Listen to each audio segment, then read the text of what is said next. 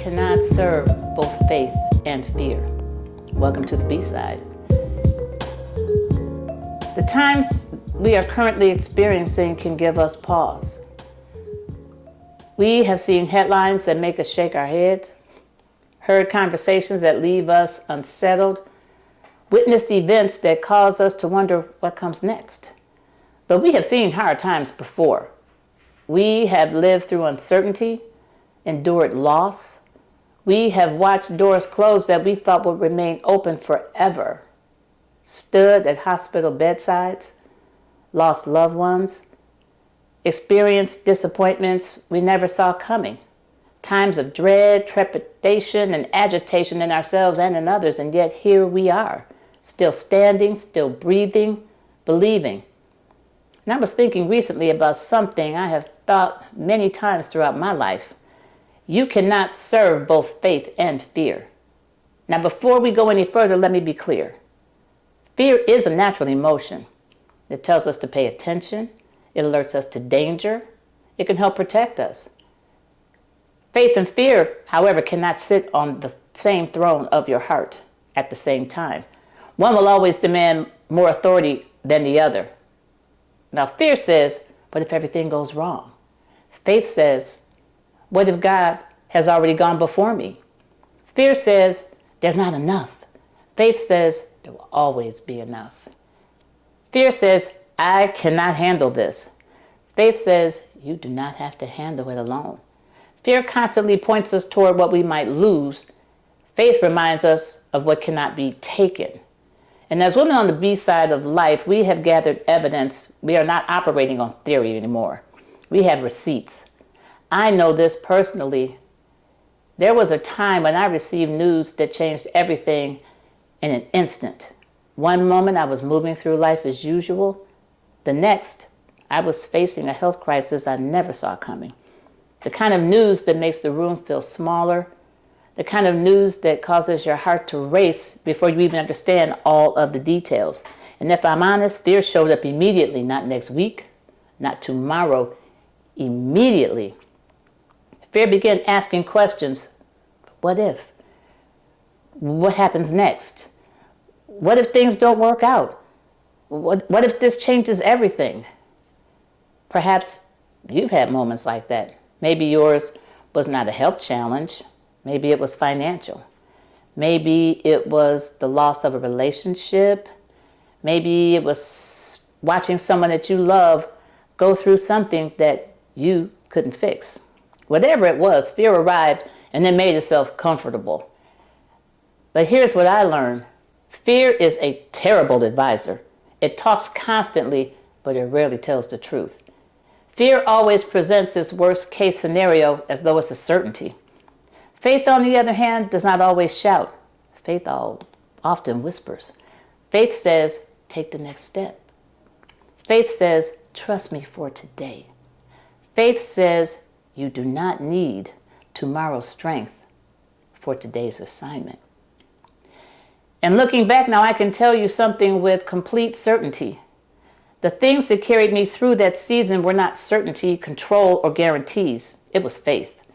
It's faith in God, faith that there was purpose beyond what I could see, faith that even if I did not understand the path, I could trust the one leading me on it. Some people call that blind faith. However, blind faith is believing in evidence that you cannot see.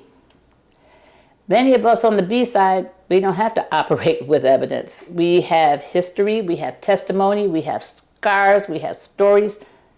We have watched prayers answered in ways we have never expected, and we have survived situations that we were certain would break us. We have seen provision arrive when resources were scarce. We have witnessed doors open after every visible door had been shut. That's informed faith.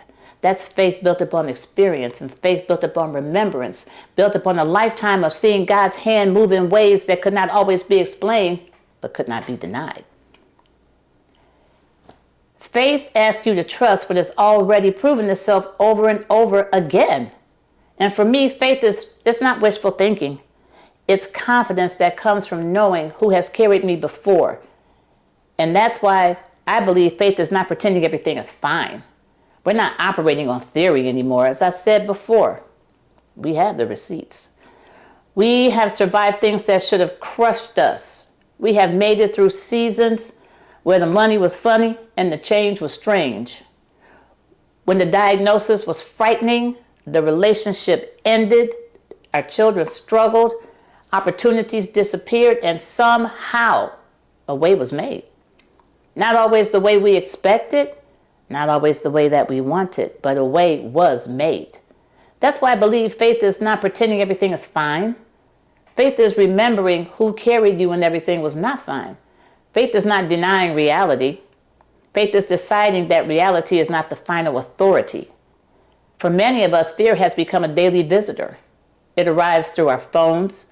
It arrives through the news, through conversations, through endless predictions about what might happen next. And before long, we find ourselves living in futures that have not happened. We borrow trouble from tomorrow and bring it into today. Meanwhile, today's blessings go unnoticed. Today's peace goes unfelt. Today's joy goes unclaimed. And B-Side Queens, if we are not careful, fear will steal moments that never needed to be surrendered. And I'm not suggesting that we ignore what's happening around us. I'm suggesting that we remember what is happening within us. The same God who carried us through previous storms, he has not retired. The same wisdom that guided us before is still available, and the same strength that helped us rise after heartbreak is still within us.